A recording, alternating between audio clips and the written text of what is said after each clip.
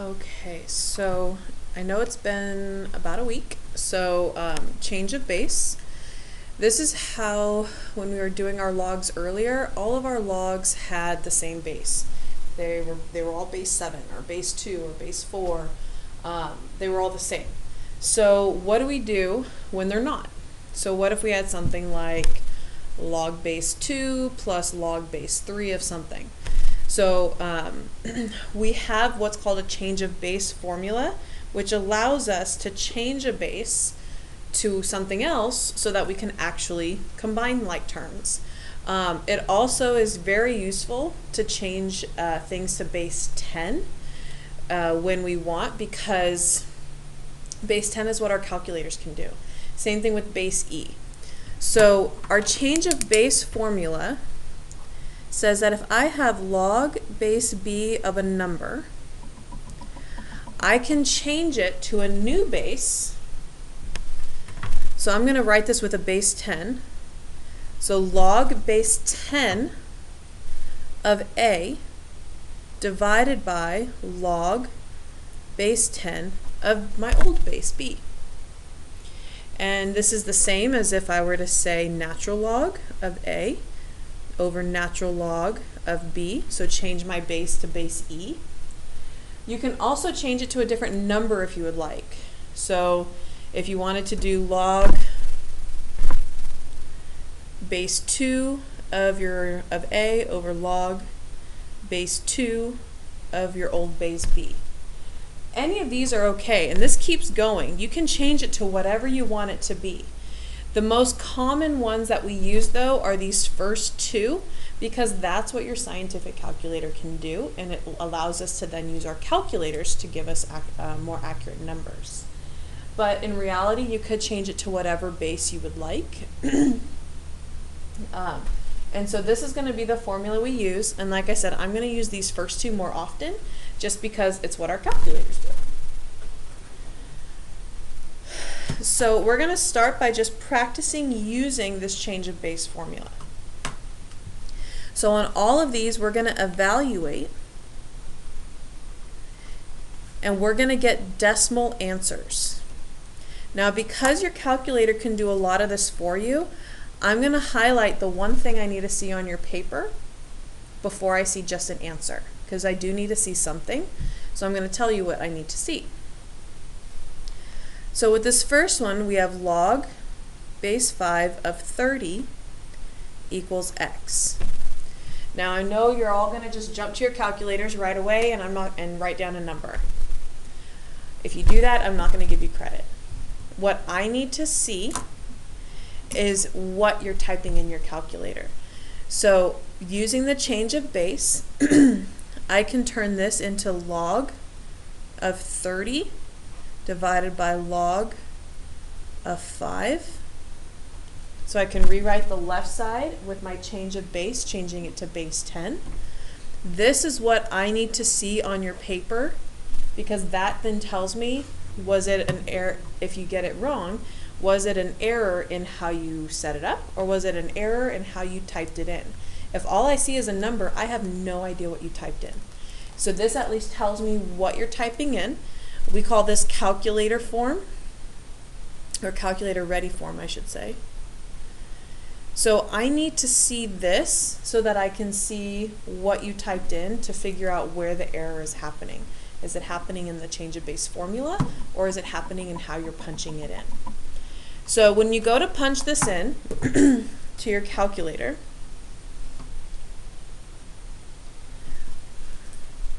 your log button, log 30, you need to remember to close those parentheses. So log 30 divided by log 5. And you get 2.113.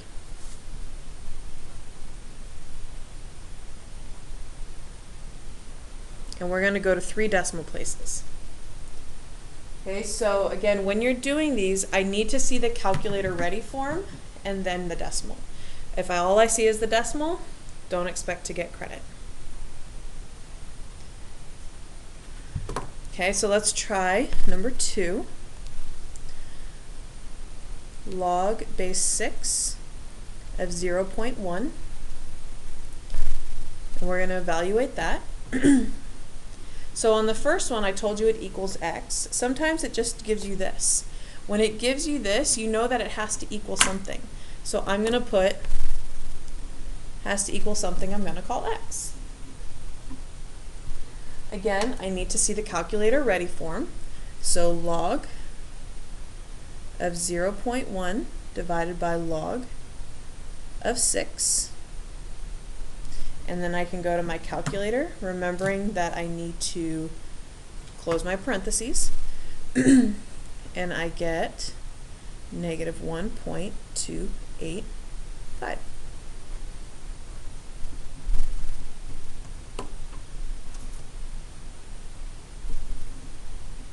Okay, for our third one,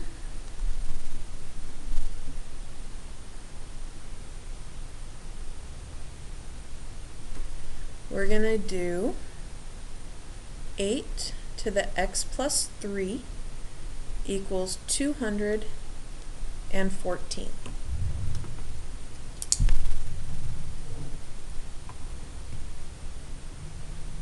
So on this one, you might be going, there's no log there, so why is it in this section?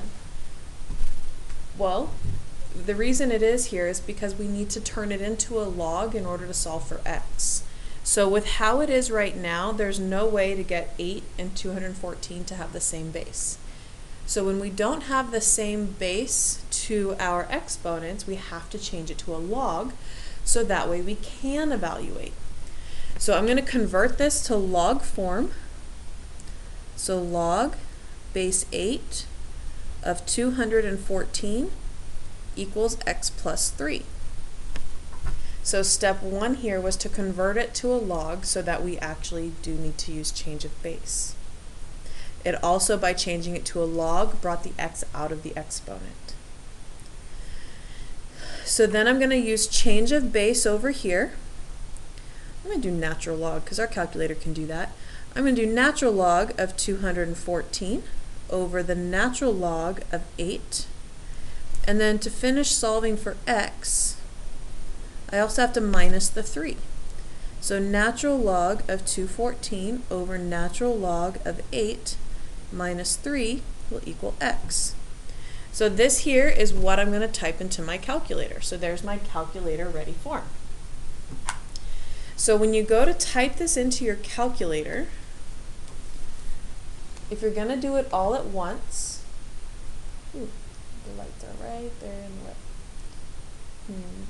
If I do this, but then do this, let's see if it evens out. Okay, so natural log, that button is right below the log. So ln 214, I close my parentheses, divided by natural log of 8, again close the parentheses. Now keep in mind, your calculator is going to do order of operations. So I can just put that minus 3 on the end, and I know because of the way that it's programmed that it's going to divide before it adds, so I know I'm good. Whoops, I forgot the minus sign. Let's try that again. Minus 3 equals. So here we get negative 0.42 when we round to 0 equals x. So just because you don't have a log at the beginning, you might have to convert it to a log if the exponentials can't be matched up, and then you'll need to use your change of base there as well. Okay, the second half of today is half-life.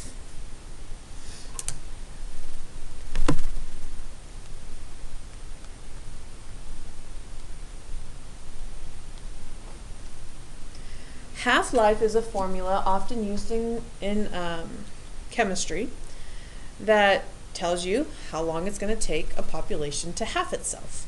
So this is one of the things they use when trying to figure out populations and decreasing populations of species, is how, or even bacteria. So if they're trying to control something like that, this will help tell them. There's also one called doubling. So how long is it going to take something to double? If you've ever seen the movie Outbreak, they use a double life formula to see how fast it's growing. So the general formula for half-life is A equals A naught. That's what the little zero means. It said A naught. E to the negative K T.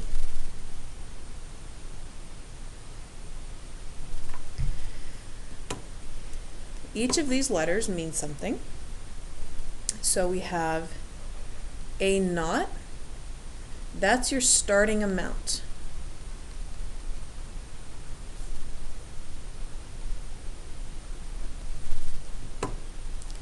A is your ending amount.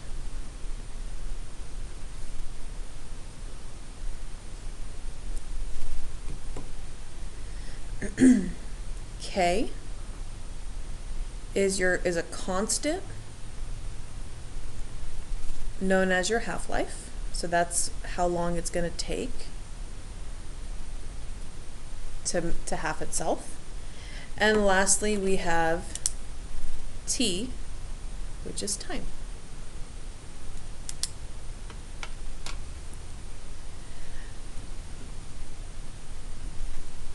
So if I were to give you some values, if I wanted to say you started off with a population of 1, and you can make that in thousands, millions, whatever.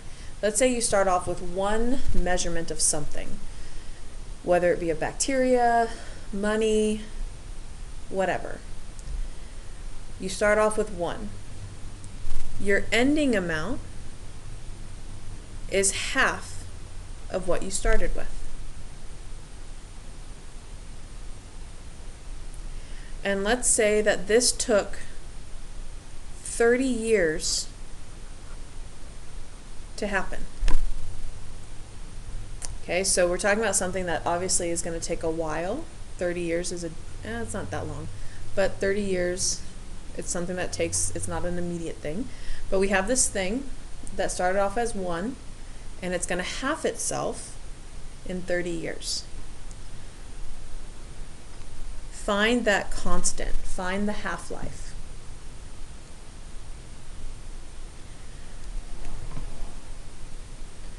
So all we're doing when it comes to this formula is you're going to be having word problems where you're going to be picking out this information.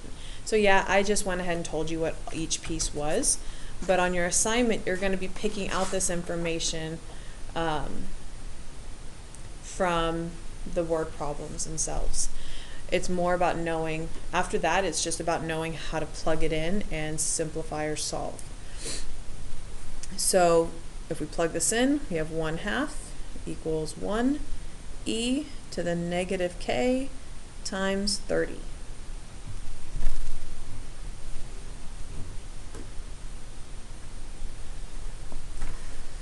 So what's a little different about the half-life, and the reason I wanted just to go over the solving part, not the pulling information part, is because this e is the base of a natural log. So when we go to write it as a log, we're going to be writing it as a natural log. So we're going to convert this to log form. The 1 we can disregard because anything times 1 is itself. So if it helps you to rewrite it without the 1, you can, because 1 times e to the negative 30k is still just negative, or e to the negative 30k. So I have my log base b, or base e, which is natural log of 1/2 equals negative 30k. So whenever you have in half-life this base of e, you write natural log instead of log base e. Then I just have to divide both sides by negative 30 to get k by itself, and we have something that can be plugged into a calculator. So on top, we're going to have natural log of 1/2, and don't forget to close your parentheses before you hit divide by -30. When you do that, you end up getting that k is equal to 0.023. So it's similar to what we did before. The only thing that's a little different is just our base, when we rewrite this as a log, is written as ln instead of log base e, which we haven't done a whole lot of. So we are going to do a full word problem in class where we'll actually pick out the information and solve.